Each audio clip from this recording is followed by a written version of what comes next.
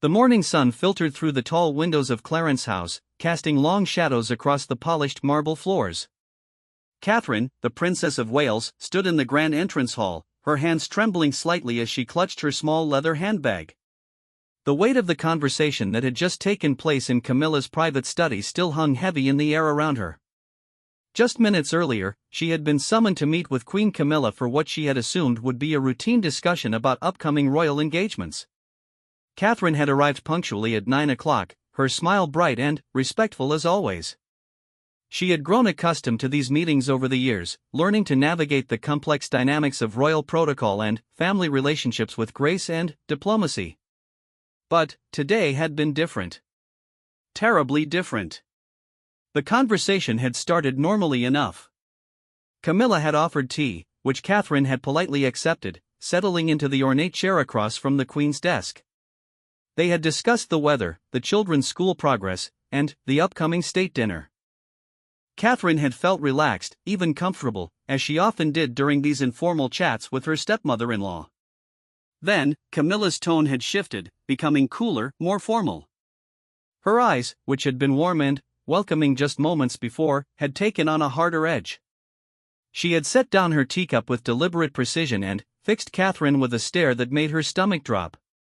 "Catherine, I think it would be best if you returned to Kensington Palace today," Camilla had said, her voice measured and controlled. "There are some matters that require my immediate attention, and I feel it would be more appropriate for you to spend time with the children rather than remain here for the planned activities." The words had hit Catherine like a physical blow. She had been scheduled to stay at Clarence's house for 3 days, participating in a series of important meetings about her upcoming charitable initiatives. These meetings had been planned for months, with various organizations and dignitaries traveling from across the country to attend. More importantly, William had been expected to join them that evening after completing his own royal duties in Scotland. Catherine had tried to maintain her composure, her years of royal training kicking in automatically. "Of course, Your Majesty," she had replied, though her voice had caught slightly on the words. "If you feel that would be best, I'm happy to return home." But, inside, her mind had been racing. What had she done wrong? Had she said something inappropriate? Made some social misstep that she wasn't even aware of? The confusion and hurt had been overwhelming, but she had forced herself to remain calm and dignified. Camilla had nodded curtly, already turning her attention back to the papers on her desk. "I'll have someone arrange for your driver immediately. Thank you for understanding." The dismissal had been clear and final. Catherine had risen from her chair, her legs feeling unsteady beneath her. She had curtsied appropriately and murmured another polite acceptance before turning to leave the room. As she had walked toward the door, she had heard Camilla pick up her phone and begin dialing, her voice already shifting back to the warm, engaged tone she used with others.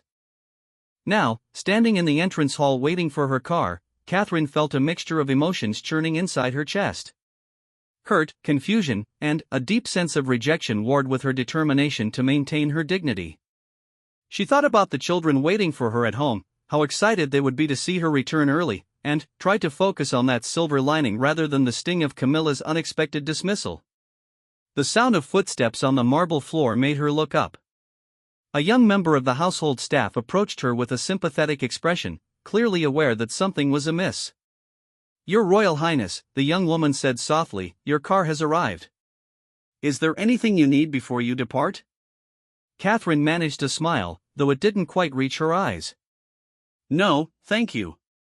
You've been very kind." As she walked toward the entrance, Catherine caught sight of herself in one of the ornate mirrors that lined the hallway. She looked pale, her usually bright complexion wan under the elaborate lighting. Her dress, a carefully chosen navy blue ensemble that she had selected specifically for today's meetings, now seemed too formal, too hopeful for what the day had actually brought. The driver, a kind man named Thomas who had been with the royal household for over a decade, greeted her with his usual warm smile. But Catherine could see the questions in his eyes as he held open the car door for her. He had obviously been expecting to collect her much later in the day. "Back to Kensington Palace, Your Royal Highness?" he asked gently. "Yes, please," Catherine replied, settling into the back seat. "And Thomas?" Could we perhaps take the longer route? I'd like a few extra minutes to think. Thomas nodded understanding, his eyes meeting hers briefly in the rearview mirror. He had seen enough royal drama over the years to recognize when discretion was needed. Of course, Your Royal Highness. Would you like me to call ahead to let them know you're coming? Catherine considered this for a moment. The staff at Kensington Palace would be surprised to see her return so early and unannounced. But she wasn't quite ready to explain what had happened, wasn't even sure she understood it herself. Perhaps just let them know I'm on my way, she said finally. No need for any special preparations. As the car pulled away from Clarence House, Catherine watched the familiar building grow smaller in the rear window. She had spent countless hours there over the years, had come to think of it as a second home of sorts. The sting of being asked to leave so abruptly was sharp and unexpected. Her phone buzzed quietly in her purse, and she pulled it out to see a text message from William. How are the meetings going? Missing you already. Can't wait to see you tonight. Fresh tears pricked at Catherine's eyes. How was she going to explain this to him? William had been so supportive of her increased involvement in royal duties, so proud of the initiatives she had been developing. He had been looking forward to joining her at Clarence House, had rearranged his own schedule to make it possible.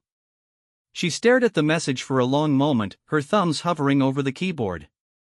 What could she say? That his stepmother had essentially dismissed her without explanation? That she felt humiliated and confused and didn't understand what she had done wrong? Instead, she typed back a simple response, change of plans. Heading home early. Will explain later. Love you. The response came back quickly, everything okay? Should I come home now? Catherine closed her eyes, leaning back against the leather seat. William was hundreds of miles away, in the middle of important engagements of his own. The last thing she wanted was to worry him or disrupt his schedule because of her own confusion and hurt feelings. No need, she typed back. Just family stuff.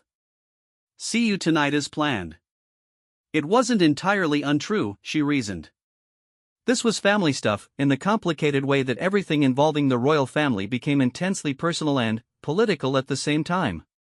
As the car wound through the London streets, Catherine found herself thinking about the children. George, Charlotte, and Louis would be finishing their morning lessons soon, probably looking forward to their afternoon activities. They had been excited about her extended stay at Clarence House, had made her promise to bring back stories about what she had learned and whom she had met. Now she would be returning home with nothing to show for her time except hurt feelings and unanswered questions. But perhaps that was for the best. Perhaps spending unexpected time with her children was exactly what she needed right now. The familiar gates of Kensington Palace came into view, and Catherine felt some of the tension in her shoulders begin to ease. Whatever had happened at Clarence House, whatever she had unknowingly done to displease Camilla, she was going home to people who loved her unconditionally. Her children didn't care about royal protocol or political maneuvering. They just wanted their mother. As Thomas pulled up to the entrance, Catherine took a deep breath and straightened her shoulders. She would figure out what had gone wrong later. For now, she had 3 excited children to surprise with her early return home. The afternoon sun was warm on her face as she stepped out of the car, and, for the first time since leaving Camilla's study, Catherine felt a genuine smile cross her lips. Home, she thought. Whatever else was going wrong, she was home. The familiar sound of children's laughter echoed through the corridors of Kensington Palace as Catherine made her way toward the nursery wing.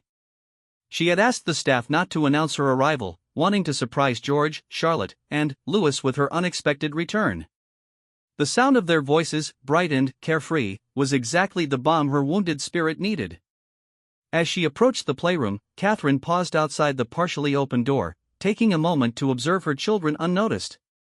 George, now 11 and growing taller each day, was carefully constructing an elaborate building with blocks while explaining some complex architectural principle to his younger siblings. Charlotte, 9 and fiercely independent, was painting at her easel, her tongue poking out slightly in concentration as she worked on what appeared to be a vibrant landscape. Louis, just 7 but already showing signs of his characteristic mischief, was attempting to build a tower that would be taller than his big brother's creation. The simple, innocent scene brought tears to Catherine's eyes. Here was what really mattered, not the complex politics and unexplained tensions of royal life, but these three beautiful souls who depended on her love and guidance.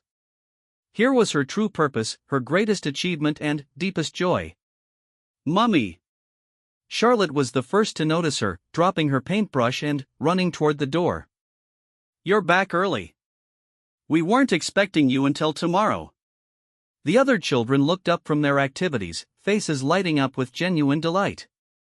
George's serious expression melted into a broad grin, while Louis abandoned his tower entirely and launched himself toward Catherine with the enthusiasm only a 7-year-old could muster. "Mummy, Mummy! You're home!" Louis exclaimed, wrapping his arms around her legs with enough force to nearly knock her off balance. "Did you miss us too much to stay away?" Catherine laughed, the first genuine laugh she had managed since leaving Clarence House. She knelt down to bring herself to their level, gathering all three children into a warm embrace. The familiar scent of their hair, the solid warmth of their small bodies, and the unconditional love radiating from their happy faces began to heal the hurt she had been carrying. "Of course I missed you," she said, kissing each of them on the forehead. "I missed you so much that I decided to come home and spend extra time with my favorite people in the whole world." "What about the important meetings?" George asked, his perceptive nature already picking up on the fact that something was different. Even at 11, he was remarkably attuned to the subtle changes in his parents' moods and schedules. "Weren't you supposed to be learning about new charities and meeting with important people?"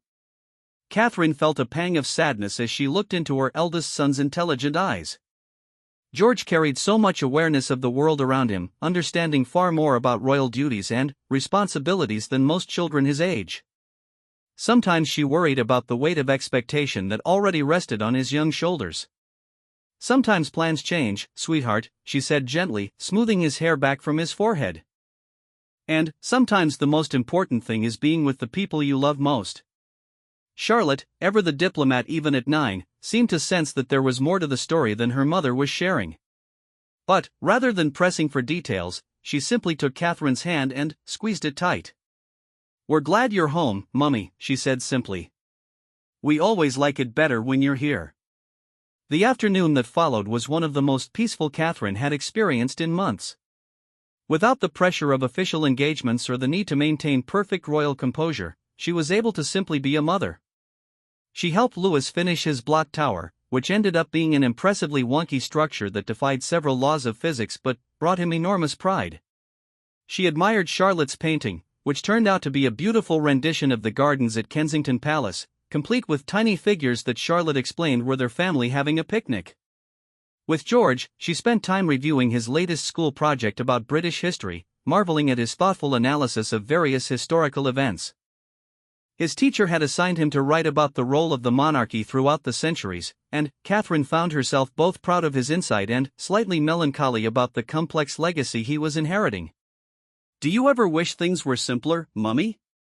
George asked quietly as they sat together in the library, his history books spread out between them. "Like that we could just be a normal family?" The question caught Catherine off guard, though she realized she shouldn't have been surprised. George had always been remarkably perceptive, and, as he grew older, he was becoming increasingly aware of the unique challenges and restrictions that came with their position. Catherine considered her answer carefully, wanting to be honest without burdening him with her own complicated feelings about royal life. "Sometimes I do wonder what that would be like," she admitted. "But, then, I think about all the good we're able to do because of who we are. The charities we can help, the people we can meet, the positive changes we can make in the world. And I think about how lucky I am to be your mummy, Charlotte's mummy, and Louis's mummy, no matter what else comes with that." George nodded thoughtfully, but Catherine could see that he was still processing complex emotions about his future role. She made a mental note to discuss this conversation with William later, knowing that these questions would only become more frequent and more complicated as George grew older. As the afternoon wore on, Catherine found herself constantly checking her phone, part of her hoping for some explanation from Camilla about what had happened earlier, and part of her dreading any further contact. She had received several messages from various royal staff members who had been expecting her at scheduled meetings, all politely inquiring about her absence. Each message was a reminder of the professional embarrassment she was facing as a result of her unexpected departure from Clarence House. Around 4 o'clock, her phone rang. William's name appeared on the screen, and Catherine felt her stomach tighten with anxiety. She had been dreading this conversation, unsure how to explain the situation without creating additional family tension. "Excuse me for just a moment, darlings," she said to the children, who were now engaged in an elaborate game involving Charlotte's art supplies and Louis's building blocks. "Daddy's calling." She stepped into the adjacent room and answered the phone, trying to keep her voice light and normal. "Hello, darling," she said. "Catherine, what's going on?" William's voice was concerned but gentle. "I've been getting calls all afternoon from people saying you left Clarence House unexpectedly. Are you all right? Are the children all right?" Catherine closed her eyes, leaning against the window frame as she watched the gardens outside. How could she explain what she didn't understand herself? "The children are fine," she said first, knowing that would be his primary concern. "They're wonderful, actually. They were so happy to see me come home early." "But what about you?" William pressed gently. "What happened with Camilla? Your messages were cryptic." Catherine took a deep breath, knowing she couldn't avoid the conversation forever. "I'm not entirely sure what happened," she admitted. "She called me to her study this morning and told me it would be best if I returned home today. She said there were matters that required her attention and that I should spend time with the children instead." There was silence on the other end of the line for a long moment.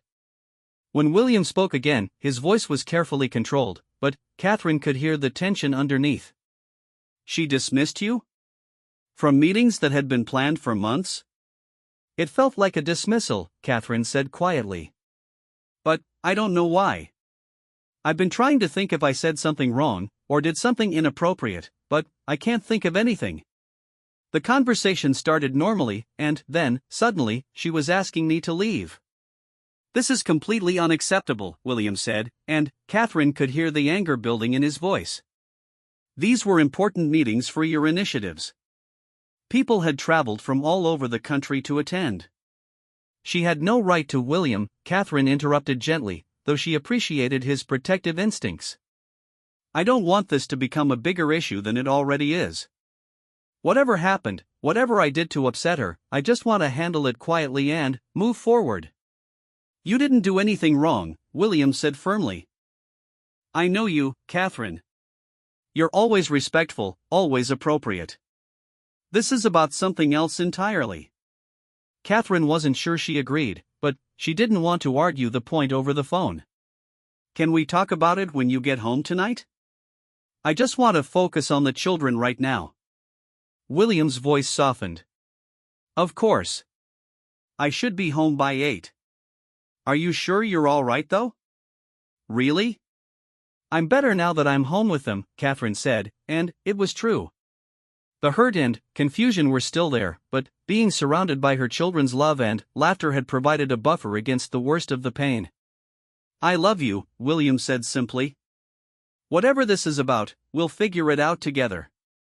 "I love you too," Catherine replied, feeling some of the tension leave her shoulders at his words.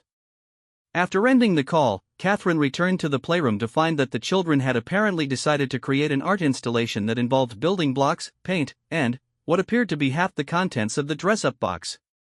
The sight was so charmingly chaotic that Catherine couldn't help but laugh. "Are we having an art exhibition?" she asked, surveying the colorful chaos. "We're creating a museum about our family," Charlotte announced proudly. "This section is about Daddy's work, and this part is about your charities, and this is about all the places we've traveled together." Louis held up a painting that was mostly purple and orange swirls. "This is a picture of how happy we are when we're all together," he declared. Catherine felt tears prick her eyes again, but this time they were tears of joy rather than hurt. Whatever complicated adult dramas were playing out in the world of royal politics, this, her children's love, their creativity, their innocent joy in simply being together as a family, was what truly mattered.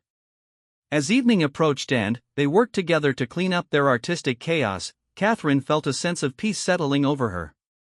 Tomorrow would bring new challenges, and she would eventually have to face whatever issues had caused today's unexpected drama. But, for tonight, she was exactly where she needed to be, home with her children, surrounded by love and laughter and the simple, perfect chaos of family life. The evening light was beginning to fade outside the windows of Kensington Palace when Catherine heard the familiar sound of William's car pulling up the drive. She had just finished getting Louis settled for bed, his hair still damp from his bath and his favorite stuffed elephant tucked securely under his arm. The bedtime routine had been wonderfully normal, stories read, songs sung, prayers whispered in sleepy voices. It was the kind of peaceful domestic moment that made all the complexities of royal life fade into the background. George and Charlotte were in the sitting room, supposedly doing homework but actually engaged in a heated debate about whether dragons could realistically exist in modern times. Catherine smiled as she listened to their animated discussion, marveling at how their minds worked and how seriously they took even the most fantastical topics. When William's footsteps echoed in the entrance hall, Catherine felt her stomach tighten with nervous anticipation. She had been dreading this conversation all afternoon, unsure how to explain what she didn't fully understand herself. But she also felt a deep relief that he was home. William had always been her anchor in the sometimes turbulent waters of royal life. "Daddy!" Charlotte's voice rang out as she heard him approaching. Both children abandoned their homework and rushed to greet him, throwing themselves into his arms with the same enthusiasm they had shown Catherine earlier. William's face, which had looked tired and concerned when he first entered, immediately brightened at the sight of his children. "My goodness," he said, lifting Louis up onto his shoulders while Charlotte and George attached themselves to his sides. "What a wonderful welcome home. Did you all have a good day with Mummy?" "The best day ever," Louis declared from his perch. "Mummy came home early and we built towers and painted pictures and made a whole museum about our family." "It was brilliant," George added, his serious expression melting into a grin. "Mummy helped me with my history project, and we talked about all sorts of interesting things." William's eyes met Catherine's over the children's heads, and she saw both love and concern reflected in his gaze. He was clearly trying to read her emotional state while maintaining a cheerful demeanor for the children's sake. "That does sound like the best day ever," William agreed, setting Louis down and ruffling George's hair. "Now, what do you say we get you two ready for bed so Mummy and Daddy can have some quiet time together?" Catherine felt a rush of gratitude for William's gentle way of managing the transition. He always seemed to know exactly how to handle these moments, acknowledging the children's needs while also creating space for the adult conversations that needed to happen. The next hour passed in the familiar rhythm of evening routines. Baths were drawn, teeth were brushed, stories were read, and prayers were said. Catherine found herself treasuring each small moment, Charlotte's careful pronunciation as she read aloud from her current favorite book, George's thoughtful questions about the moral complexities in the story they were sharing, Louis's sleepy mumbles as he fought against closing his eyes. When the children were finally settled and the nursery wing was quiet, Catherine and William made their way to their private sitting room. William poured himself a small glass of whiskey and offered Catherine her favorite tea, moving around their space with the comfortable familiarity of years of marriage. They sat together on the sofa, Catherine curled up against William's side, both of them taking a moment to simply enjoy being together after a long day apart. The sitting room was softly lit by table lamps, creating an intimate atmosphere that felt removed from the formal grandeur of the rest of the palace. "All right," William said gently, his arm tightening around Catherine's shoulders. "Tell me everything that happened today. From the beginning." Catherine took a deep breath and recounted the morning's events in detail, the normal start to the meeting with Camilla, the sudden shift in tone, the unexpected dismissal, and her own confusion and hurt feelings. William listened without interruption, his jaw growing tighter with each detail. "She gave you no explanation at all?" he asked when Catherine finished her account. "No indication of what had caused this sudden change?" "Nothing," Catherine confirmed, her voice small. "One moment we were discussing the state dinner arrangements, and the next she was telling me it would be best if I left. I keep trying to think if I said something wrong, or if there was some protocol I missed, but I honestly can't think of anything." William was quiet for a long moment, and Catherine could practically see him thinking through the political implications of what had happened. As second in line to the throne, he had learned to navigate the complex relationships within the royal family with careful diplomacy, but Catherine could see the protective husband warring with the dutiful son. "This wasn't about anything you did," he said finally, his voice firm with conviction. "I know you, Catherine. You're always respectful, always appropriate. You've worked incredibly hard to build good relationships with everyone in the family, including Camilla." "Then, what was it about?" Catherine asked, voicing the question that had been haunting her all day. "Why would she send me away like that? And why now, when these meetings were so important for the charities I've been working with?" William sighed, running his free hand through his hair in a gesture Catherine recognized as a sign of deep frustration. "I have some theories," he said carefully, "but I want to make some calls tomorrow before I say anything definitive. There have been some tensions lately in various parts of the family. Political pressures, concerns about public image, questions about resource allocation. It's possible that this has nothing to do with you personally and everything to do with larger issues." Catherine felt a mix of relief and continued confusion. If this wasn't about her personal behavior, then at least she could stop torturing herself about what she might have done wrong. But if it was about larger political issues, that was potentially more serious and more complicated to resolve. "What kind of tensions?" she asked, though part of her wasn't sure she wanted to know the answer. William hesitated, clearly weighing how much to share. "There have been discussions about the distribution of royal patronages," he said eventually. "Some concerns raised about younger members of the family taking on too prominent roles too quickly. Questions about how charitable initiatives should be managed and coordinated." Catherine felt a chill run through her. "Are you saying that someone feels I'm overstepping? That I'm taking on too much responsibility too quickly?" "I'm saying that some people might feel threatened by your success," William replied diplomatically. "Your charitable work has been incredibly well received by the public. The organizations you work with consistently report positive outcomes and increased engagement. That kind of success sometimes makes others uncomfortable." The implications of what William was saying began to sink in. Catherine had thrown herself into her royal duties with genuine passion, working tirelessly to make a positive difference through her patronages and initiatives. She had assumed that her hard work and the positive results she was achieving would be welcomed by the family. The possibility that her success might actually be creating tension was both hurtful and bewildering. "So what do I do now?" she asked, feeling suddenly very small and vulnerable. "Do I step back from the work that I love?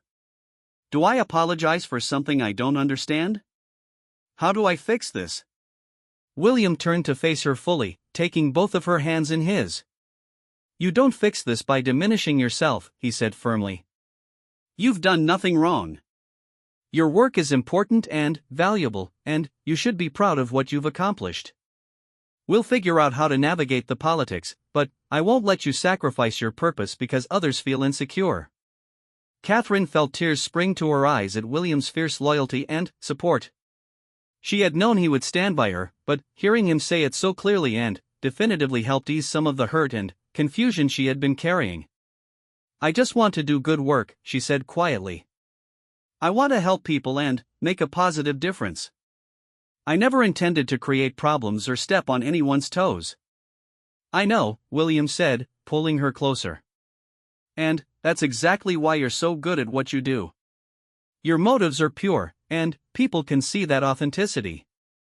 Don't let political maneuvering make you doubt yourself or your mission." They sat in comfortable silence for a while, both processing the day's events and their implications. Catherine found herself thinking about the children upstairs, peacefully sleeping and blissfully unaware of the adult complexities swirling around their family. She thought about the museum Charlotte had created that afternoon, with its sections dedicated to celebrating the work that both their parents did. The innocence and pride in her children's perspective was a stark contrast to the political calculations apparently influencing other family members. "What happens next?" Catherine asked eventually. "Tomorrow I'll make some calls," William said. "I'll try to understand exactly what's going on and what can be done to address it. In the meantime, you continue being exactly who you are and doing exactly what you've been doing. Don't let this change how you approach your work or your relationships."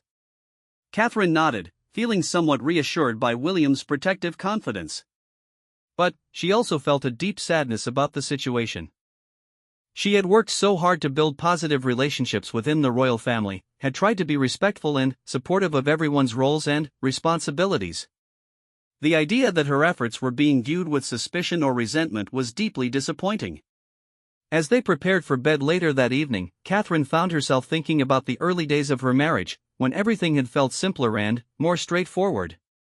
The learning curve had been steep, and she had made her share of mistakes, but there had been a sense of unified purpose that seemed to be missing now. She stood at the window of their bedroom, looking out over the darkened gardens, and William came up behind her, wrapping his arms around her waist.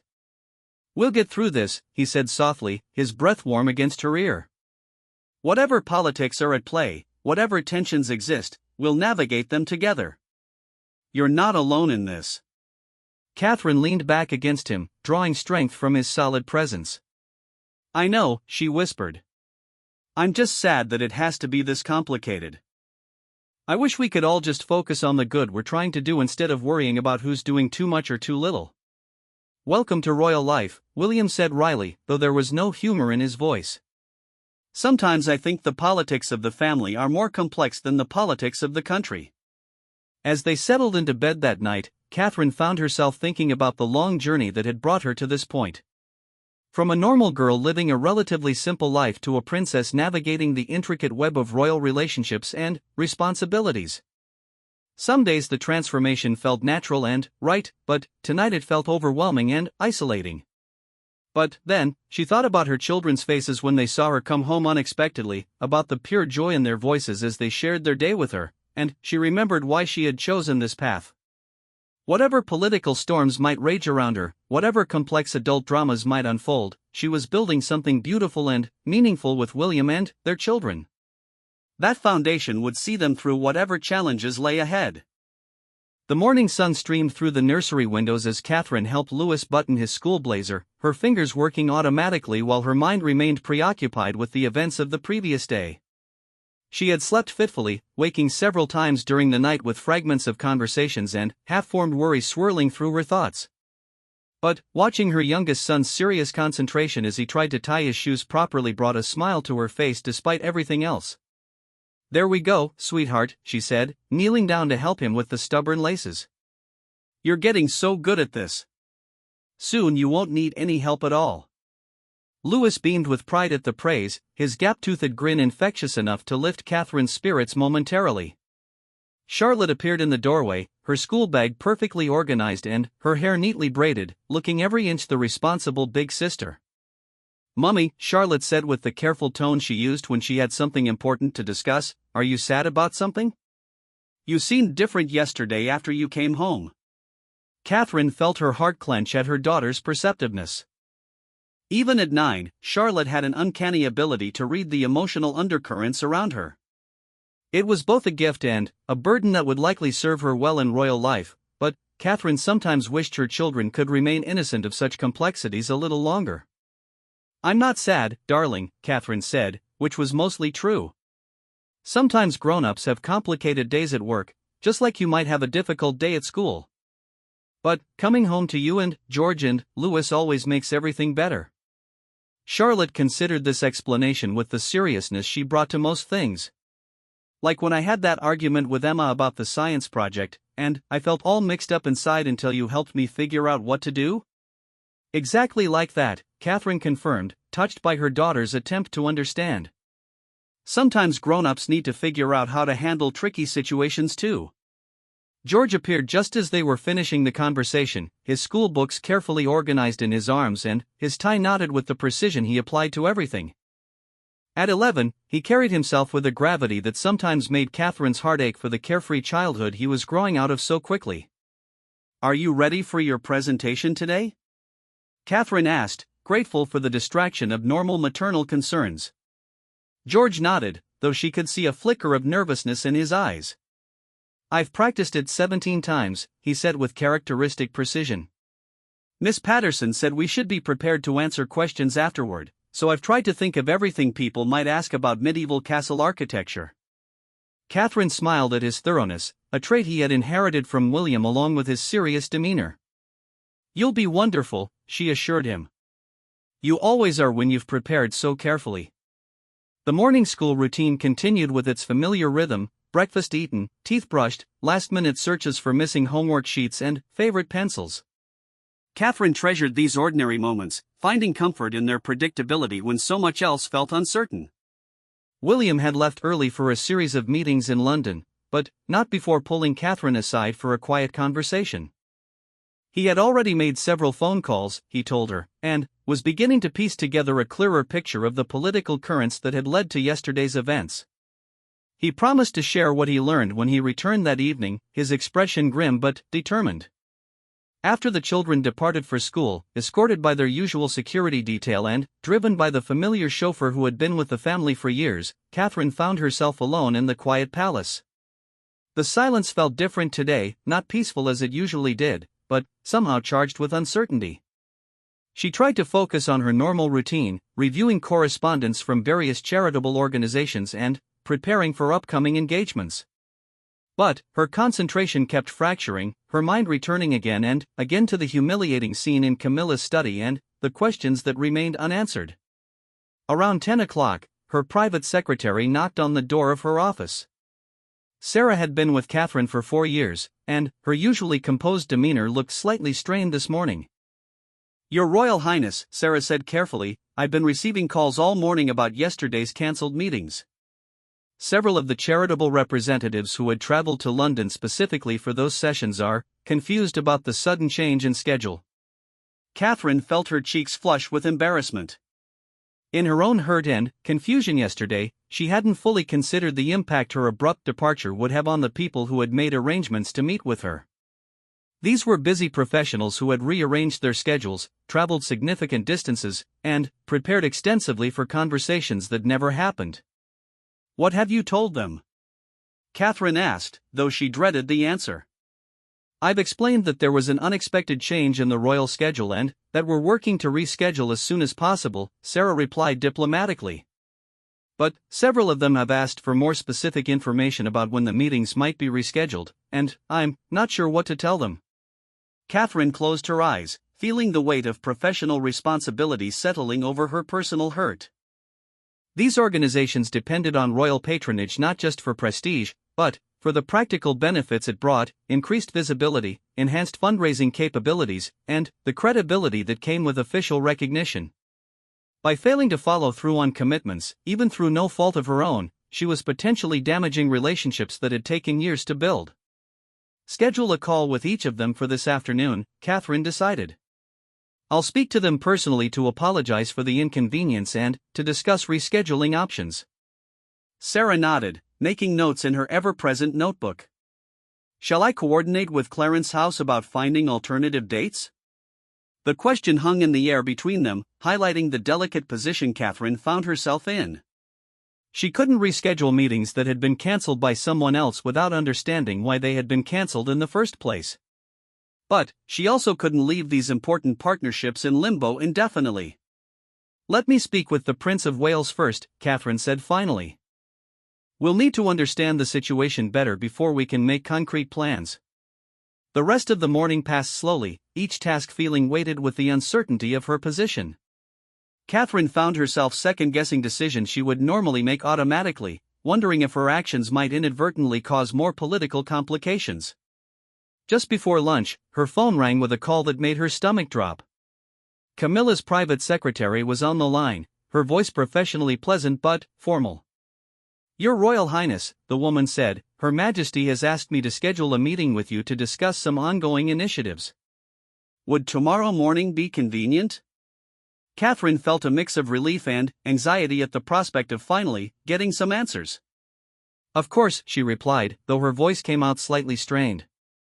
"What time would work best for Her Majesty?" 10 o'clock at Clarence House, if that suits your schedule." Catherine confirmed the appointment, her mind already racing with questions about what this meeting might bring. Would Camilla offer an explanation for yesterday's abrupt dismissal? Would there be demands for changes to Catherine's charitable work? Would this be an opportunity to clear the air, or would it create even more tension? The afternoon brought the promised phone calls with the charitable representatives, each conversation a delicate balance of sincere apology and diplomatic vagueness. Catherine found herself explaining the unexplainable, taking responsibility for circumstances beyond her control while trying to maintain the professional relationships she had worked so hard to build. Dr. Margaret Chen, the director of the Children's Literacy Foundation that had been one of yesterday's scheduled meetings, was particularly gracious in her understanding. "These things happen, Your Royal Highness," she said kindly. "We know how complex royal schedules can be. What matters most to us is your continued support for our mission." But Catherine could hear the underlying questions in her tone, the polite confusion about why a meeting that had been planned for months could be cancelled so suddenly, and with so little explanation. Each conversation reinforced Catherine's sense of professional embarrassment and personal frustration with the situation. When the children returned from school that afternoon, their cheerful energy was exactly what Catherine needed. George's presentation had gone brilliantly, earning praise from both his teacher and his classmates. Charlotte had been chosen to represent her class in an upcoming inter-school debate competition. Louis had mastered a new song on the recorder, which he performed with great enthusiasm despite the rather discordant results. As she listened to their excited chatter about their respective days, Catherine felt herself relaxing for the first time since the previous morning. This was what mattered, not the political maneuvering and power struggles of royal life, but the simple joys of watching her children learn and grow and discover their own capabilities. "Can we work on our family museum again tonight?" Charlotte asked as they shared afternoon tea in the family sitting room. "I want to add a section about all the good things that happened today." "That sounds lovely," Catherine agreed, touched by her daughter's instinct to focus on positives and create lasting memories of happy moments. As the afternoon wore on, Catherine found herself thinking about the conversation she would have with Camilla tomorrow. She felt nervous about the meeting, unsure what to expect or how to prepare. But she also felt a growing sense of determination to handle whatever came with grace and dignity. When William returned that evening, the children rushed to greet him as always, full of stories about their day and eager to show him Charlotte's expanded family museum project. Over dinner, the family conversation flowed naturally around school achievements, weekend plans, and Louis's latest theory about whether dinosaurs could have been good at playing football. It wasn't until after the children were settled for the night that William and Catherine had a chance to talk privately about what he had learned during his day of phone calls and meetings. "It's complicated," William began, his expressions serious as they settled into their favorite chairs in the sitting room. "There are several factors at play, and none of them reflect poorly on you or your work." Catherine waited, sensing that he was choosing his words carefully. "There have been concerns raised about the rapid expansion of your charitable portfolio," he continued. "Some feeling that the pace of growth might be overwhelming existing structures and processes." Catherine felt a familiar sting of confusion and hurt. "But I've been working closely with all the appropriate offices," she protested. "Every initiative has been properly vetted and coordinated. I've been careful to follow all the established protocols." "I know you have," William assured her quickly. "This isn't about your adherence to protocol. It's more about political sensitivities around visibility and resource allocation." The careful phrasing told Catherine everything she needed to know. Someone felt threatened by her success, by the positive attention her work was receiving, by the growing influence she was developing through her charitable initiatives. The realization was both clarifying and deeply disappointing. "So what happens now?" she asked quietly. "Tomorrow's meeting with Camilla will hopefully provide some clarity," William said. "But, whatever is discussed, remember that you have every right to continue the important work you're doing. Don't let political pressure diminish your commitment to the causes you care about." As they prepared for bed that night, Catherine found herself thinking about the strange journey that had brought her to this point. From yesterday's humiliation and confusion to today's awkward phone calls and professional challenges, to tomorrow's uncertain meeting with Camilla. But, through it all, the constant had been her family, William's unwavering support, her children's uncomplicated love, and her own deep commitment to using her position for positive change. Whatever tomorrow's conversation might bring, Catherine felt ready to face it with honesty and integrity. She had nothing to apologize for in terms of her work or her conduct. If others found her success threatening, that was a problem they would have to work through. She would not diminish herself or her mission to make others more comfortable.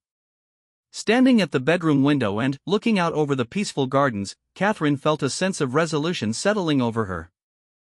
Tomorrow would bring new challenges, but it would also bring new opportunities to demonstrate the grace, dignity, and strength that had carried her through every other obstacle in her royal journey. She was ready.